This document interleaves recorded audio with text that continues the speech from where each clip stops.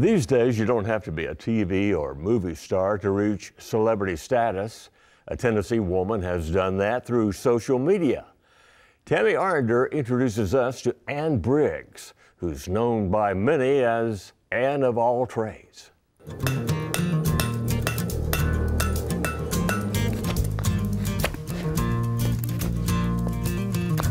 If idle hands are the devil's workshop, then the devil is nowhere near Ann Briggs.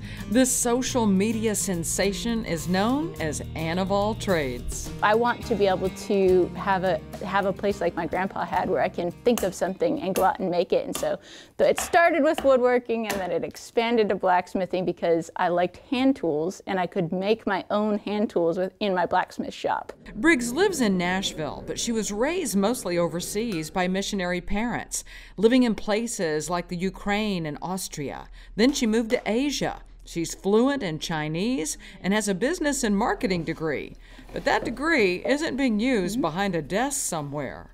I always said when I was growing up that I wanted to someday live on a farm because of my parents' career, we weren't able to have pets or animals of any kind, and I'd always had a special affinity for animals. So I said, one day, if I ever live in America, I'm gonna have a farm. Guys? So she does have a farm, complete with cows, chickens, goats, and miniature donkeys. Hey, you have a hug?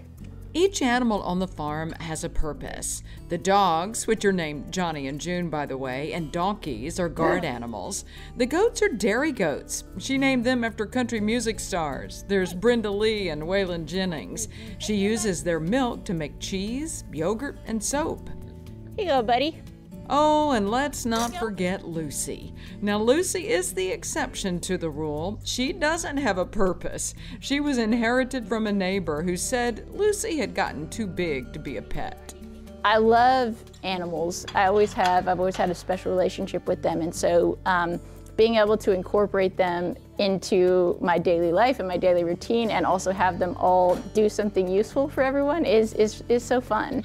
While the farm is very much a part of the Ann of all trades repertoire, it's the disappearing life skills, as she calls them, that keeps her hands busy.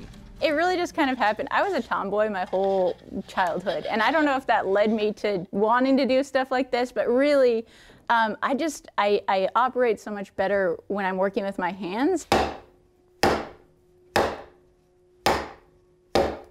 From splitting her own wood for making cabinets, chairs, spoons, and spatulas, to grabbing a chunk of steel to make her own tools of the trade. I came from working in the tech industry in the computer world, and once I started getting really serious about this, I just wanted to do it all the time because unlike typing and sending an email, you could work really hard on a project on the computer for months and months on end, whereas every single day at the end of the day, I get to touch and run my hands across the things. And so I have physical evidence of my blood, sweat, and often tears when I'm building things, and I really do enjoy the way that kind of reflects itself. I know that I worked hard because I can see that thing in front of me. Like a chef would shave shards of chocolate to decorate a cake, and shaves away chunks of wood from a wooden block, leaving behind her vision of a spoon, spatula, or spindle for a chair. I can make a whole chair that only weighs 8 pounds because I'm following the grain of the tree and doing all this stuff by hand. So the disappearing life skills side of things is that in so many tasks that have been replaced by machines, you lose kind of the artistry and the craftsmanship and the pieces of furniture that do last for 300 or 400 or 500 years. And so I'm really passionate about, it's a lot more fun to build things that way. It takes a lot longer, surely, so it's a little harder to make a profit.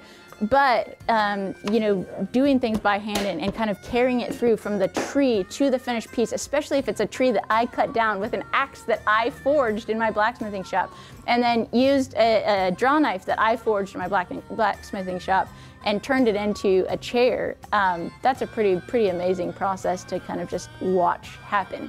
Her grandfather instilled in her the love of woodworking, and her fascination with fire and the need for woodworking tools led to blacksmithing. I'll make bottle openers as gifts, or like little hooks to hang your hat on or whatever else. But what I really like making in the blacksmith shop is tools. So I've made a whole set of spoon carving knives, and like the axe that I use to chop out the spoon blanks, a froe, and like all kinds, splitting wedges. And then of course the cool thing about blacksmithing is that you make all of the tools that you need to make tools. Briggs doesn't know the word fear. Farming, woodworking, or blacksmithing was nowhere in her wheelhouse, but it is now. And she's so passionate about her skills that she's learned, she's constructing a workshop where she'll teach these disappearing life skills to others. Maybe I'll have the opportunity for me to then expose some people to that younger in life, and then, bring in some of the world-class teachers that I've been able to now study under, thanks to some other privileges that I've received, like working for the magazine and running that woodworking school. So now I can bring some of those amazing teachers in, and then provide other people that same opportunity to have someone champion and invest in them and change their lives the way that mine has been changed. She's now an expert in several areas, creating her own tools or even musical instruments. But what she really wants to create is community and connectivity. I love inviting other people into the journey because, again, there just is so much reward to be found in it. Whether it's cooking up a meal that you grew in the garden, or sitting down to your table that you built and a chair that you built using tools that you made. Like, it's all fun, but the most fun for me is when I'm sharing that experience with someone else.